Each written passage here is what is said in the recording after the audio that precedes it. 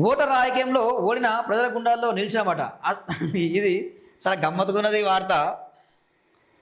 చాలా గమ్మత్తుకున్నది. కోదండ రామ్ సార్ వార్త గమ్మత్తున్నది. ఓటర్ రాజకీయంలో ఓడిన ప్రజల గుండాల్లో నిలిచిరట. నువ్వు ఎప్పుడు పోటీ చేసినావు అసలు? కోదండ రామ్ గారు మీరు ఎప్పుడు పోటీ చేసిర్రు? ఏ ఎలక్షన్లో పోటీ చేసిర్రు? ఎమ్మెల్యే ఎలక్షన్లో పోటీ చేసిర్రా? కనీసం ఎమ్మెల్సీ ఎలక్షన్లో పోటీ చేసిర్రా? ఎంపీ ఎలక్షన్లో పోటీ చేసిర్రా? సర్పంచ్ ఎలక్షన్లో పోటీ చేసిర్రా?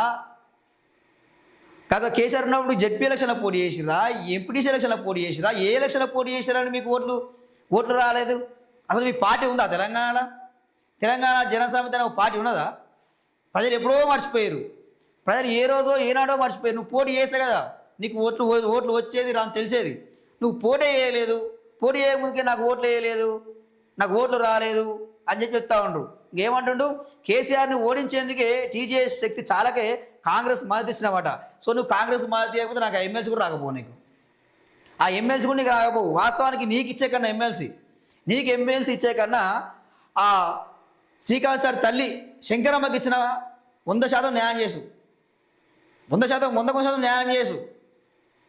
ఆ శంకరమ్మకు ఏదో ఒక మహిళా కమిషన్ చైర్మన్ సంబంధించి ఒక మెంబర్ ఇచ్చారు అంతే. అది కూడా పెద్ద పదవి, తగిన పదవి ఏం కాదు. ఎమ్మెల్సీ కోదండ రామ్ కొన్ని నియోజకవర్గాలను ఎంపిక చేసుకొని పనిచేస్తామని వెల్లడి. సో ఈ పొత్తులో భాగంగా సరే మీరు కాంగ్రెస్కు మద్దతు ఇచ్చినావు, కనీసం ఒక టికెట్ అని అడిగినావా? ఈ పని కాదు పోటీ చేస్తాం మేము, మా అభ్యర్థులు ఉన్నారు అని చెప్పి అడిగినావా? అసలు నీకు అభ్యర్థులు ఉన్నారా? నీకు పోటీ చేయడానికి నీకు అభ్యర్థులు ఉన్నారా? ఫస్ట్ ముందు వాళ్ళని తయారు చేయి, ఒక అభ్యర్థులను తయారు చేయి. ఇక కొన్ని నియోజకవర్గాలు ఎంపిక చేసుకున్నట అక్కడక్కడ మేము పోటీ చేస్తామంటుండే. ఇక నీకు రేపు మళ్ళీ కూడా ఆయన పొత్తులనే పోతాడు.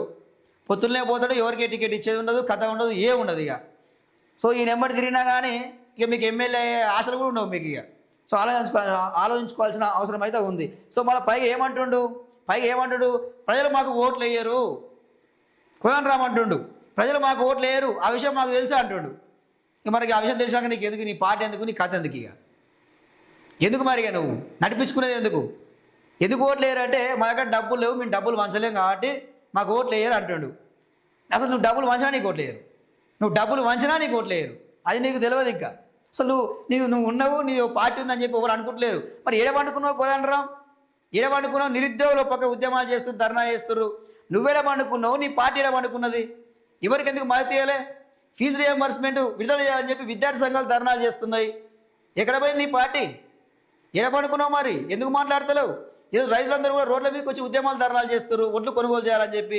మరి ఏది నీ పార్టీ? ఎక్కడ ఉన్నావు? నీ పార్టీ లేదు, నువ్వు కథ లేదు. నీ పదవి కోసం మాత్రమే నువ్వు టీజేఎస్ అనే పార్టీ పెట్టుకున్నావు, అంతకుమించి ఏం లేదు.